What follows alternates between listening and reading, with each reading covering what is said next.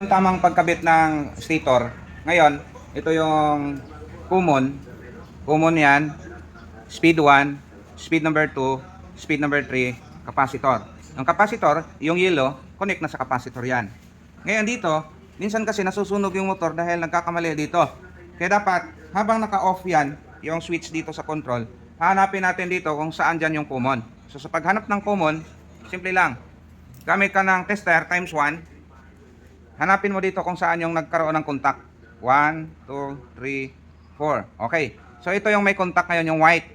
So ibig sabihin, isettle na kagad yung common para doon sa ating common. Yan. Walang problema pag nagka-baliktad yung speed. Walang masusunog doon. Nagbabago lang yung, nag-iiba lang yung speed. Pero ito, dapat alam mo kaagad kung saan. Kasi pagka nagkamali ka dyan, sigurado, usok agad yung motor. Wala yan dahil ito tayo sa kabila. Ayan. Yan siya. Ngayon, ilipat natin yung isang test probe dito. Hanapin natin ngayon kung saan dito yung speed number 1.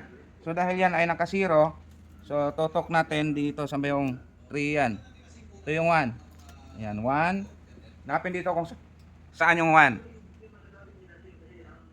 Ayan, ito yung speed number 1. Yung yellow. So speed number 1, lagay nyo na yan dito. Para meron na siyang contact. Tapos ihinang nyo kung may panghinang. Kung wala, i-electrical tape na lang. So yan ang speed number 1. Speed number 2, alin sa pink at saka gray. Ayun, sa gray. Dito nawawala na yung contact dyan. Lumipat na tayo eh. Speed number 2, yung gray. And then syempre last, kahit di mo na i-tester yan, ito yung speed number 3. Baliktad. Ayan, speed number 3. Wala na yun, nawala sila, nawala dito dahil lumipat na yung switch. Ayan, pink sa speed number 3. Okay lang kung standard yung brand dahil pare-parehas yung kulay. Diyan.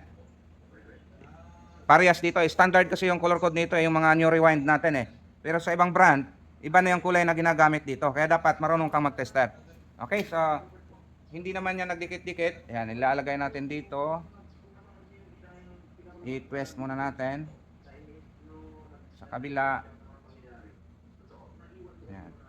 So, hindi nagdikit, pwedeng i-testing natin. Ayan. So, umikot na siya.